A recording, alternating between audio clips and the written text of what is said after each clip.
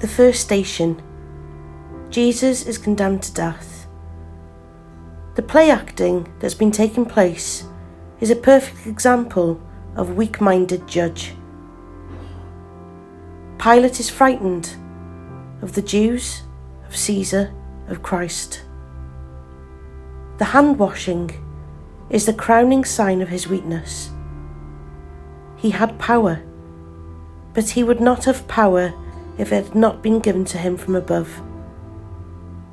Judge not, and you will not be judged. Yet I often judge others, sometimes needlessly and rashly. Is it ever for me to judge others or other motives? Can I ever do so rightly? Perhaps sometimes I have to make a judgment. Then, Lord, let me do so with real justice and with mercy. Let my motives always be love. Love of God and neighbour and not self. Help me to always judge others as I would have them judge me. Teach me, Lord, to always judge others as I would have them judge me.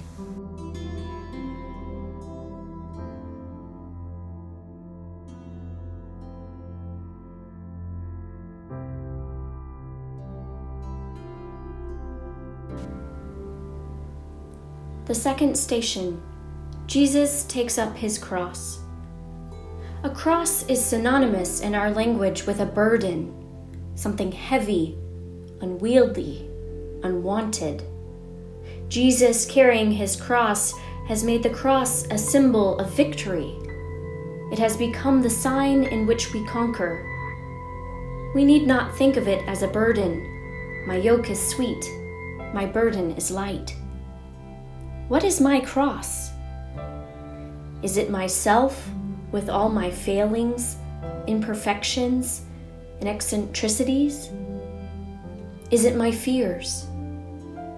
The fear of facing up to my responsibilities? The fear of boredom with my daily routine? The fear of being found out? The fear of what other people think of me? The fear of loneliness? The fear of failure? Take up your cross daily and come follow me.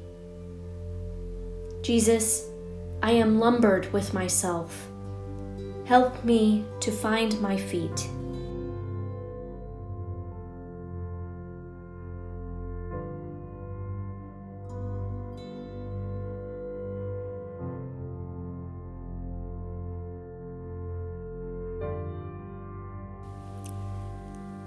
The third station. Jesus falls for the first time. It's incredible that Jesus Christ, God made man, should fall down. We have to remind ourselves that he was man, like us in all things but sin. He was born, was nursed like any other baby. He grew up and advanced in wisdom and knowledge and grace before God and man. He was subject to the same laws of nature as ourselves. He was a man, as physically weak as all men. Father, if it is possible, let this cup pass from me. Do I know my weaknesses? Is it part of my weakness that I think I'm stronger than I really am? Am I too impatient with myself? Help me to always judge others as I would have them judge me. Am I overconfident? Do I struggle with self-confidence? Am I careless in prayer? Am I thoughtless towards others? Am I impatient and irritable? Help me, Lord, to learn by my mistakes and always to lean on you.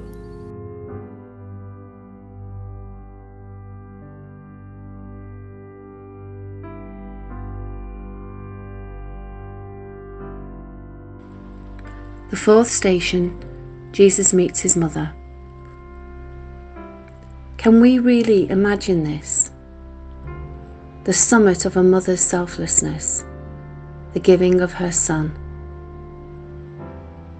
Even if she knew all that was involved, it was still a loss, an inexpressible anguish, a suffering with him in perfect sympathy, a weight of sadness that there was nothing she could do to help.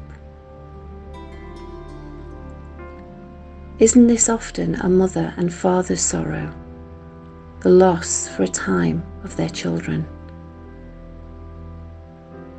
Isn't it too a child's sorrow, to be cut off from their parents by misunderstanding, a desire for freedom from control, loneliness, a feeling of being unwanted? Young people have their own cross to carry to the top of their own Calvary. On the way, they need the security, affection, and sympathy of their family, who perhaps, like Mary, can do so little to help. Help me, Mary, to take my cue from you, to bear, if need be, the sight of my children leaving me, to be with them if I'm needed, to hide from them my own sadness.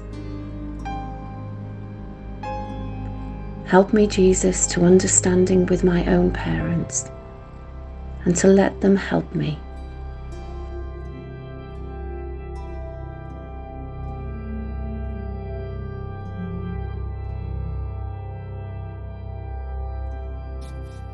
The fifth station.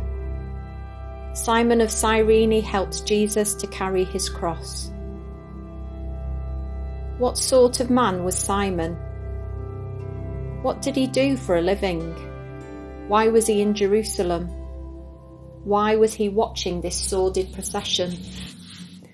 He was probably a very ordinary person, like you and me, just in from the country for a day or two, eager to see the sights, inquisitive for cheap entertainment. Then he was hauled out from the crowd and forced to take part in it all. How did he react? Surely he was angry and afraid to begin with. This is so often my reaction when I'm pilloried in any way. Anger and fear. Angry that someone has doubted my word. Afraid that perhaps I'm not right after all. Angry that my pedestal has been upset. Afraid that I won't be able to get back on it. Angry with others who don't hold the same point of view as me. Afraid that I may be made to look foolish. Help me, Lord, to master my fear and anger, which so often stems from pride. Help me to be at peace with myself and to follow in your footsteps.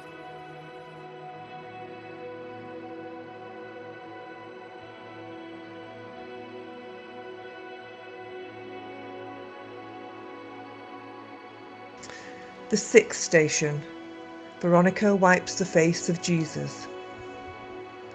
This is a simple act of charity, but splendidly heroic and uniquely rewarded. I don't have the chance to perform acts like that. Indeed, I'm foolish if I think I can. This is part of my trouble. I daydream all the time. I wonder if I would have behaved like Veronica, or Peter, or Judas.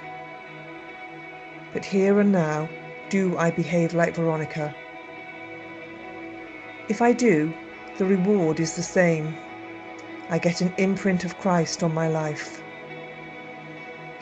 Above all these, put on love, which binds everything together in perfect harmony.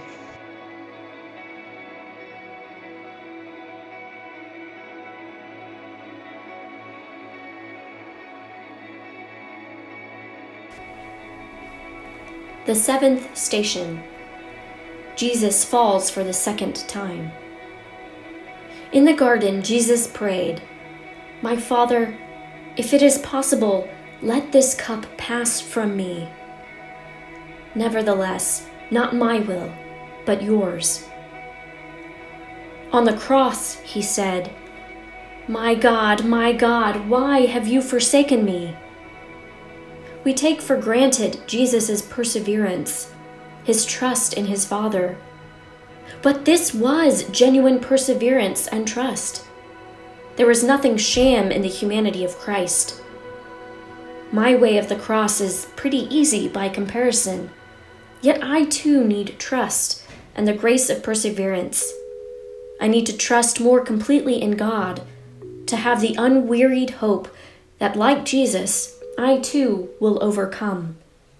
After all, that is what God has promised me.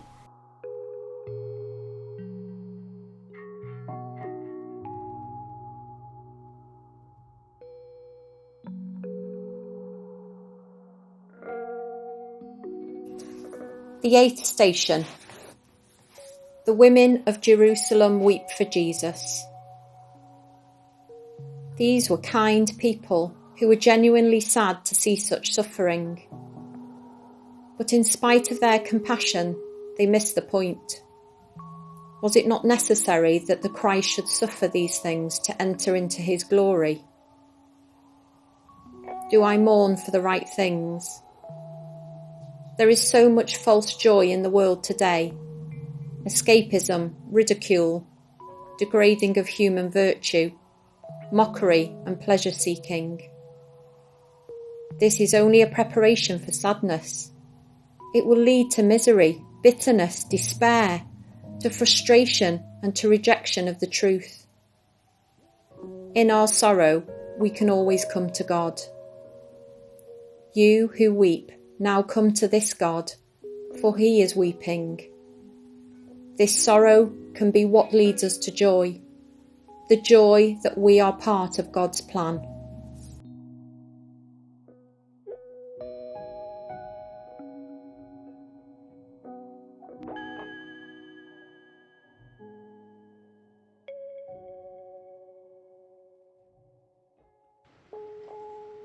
The Ninth Station.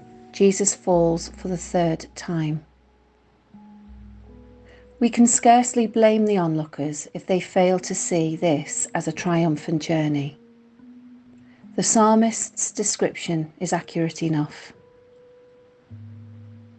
I am a worm and not a man, the scorn of man and despised by people.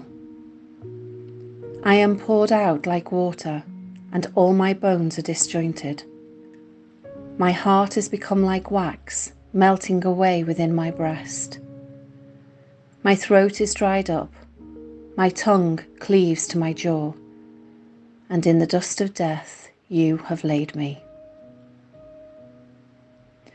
A description in its way of me, weak of will, lax of conscience, dry of love. In such a state I deserved to be despised. I need to be encouraged. Lord, you speak to me when I am reading or listening. Encourage me to listen humbly, intelligently, without undue criticism. Unless I become as a little child, I will not enter the kingdom of heaven. Lord, goad me into perfection.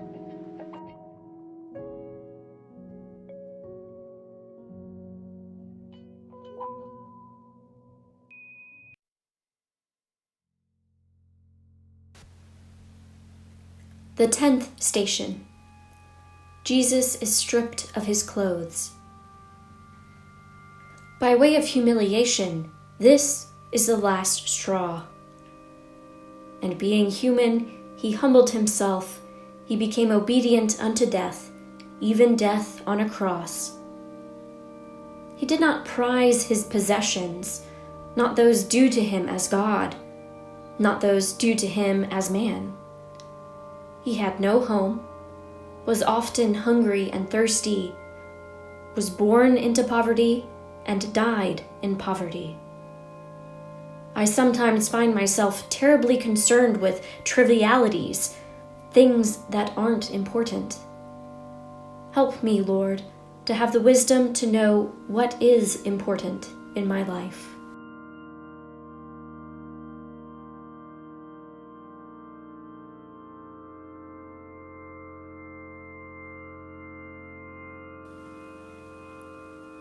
The 11th Station. Jesus is nailed to the cross. It's the sheer unmitigated cruelty of it that disgusts us all. It seems unbelievable that man, created in the image and likeness of God, should be able to sink to such depths. We call such acts inhuman, barbaric. And cruelty survives today on a grand scale. People trafficking, cruelty towards children, war and crime. Am I so scandalized by these crimes that I barely notice my own faults, my own inhumanity, my lack of charity towards those less fortunate, my willingness to gossip about others behind their back, my impatience with those younger or less clever than myself? Help me, Jesus, to heal the wounds caused by hate and to show love to all as you have shown to me. Forgive us our trespasses as we forgive those who trespass against us.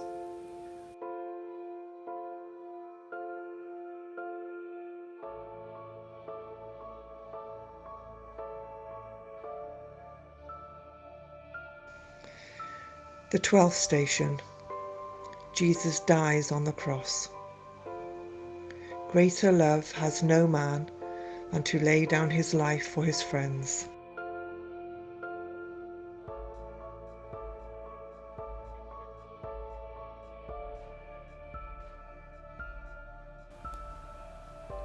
The 13th Station. Jesus is taken down from the cross. The dead body of Jesus. It's hard to take this in. That Jesus really died. That his body became a lifeless thing, an empty shell. And yet this truly was the Son of God. I wouldn't be human if I was afraid of death. Yet in spite of my natural human fear, I have hope. Christ has been there before me. Help me, Lord, to approach my death unafraid, confident that I have tried to do your will during my life.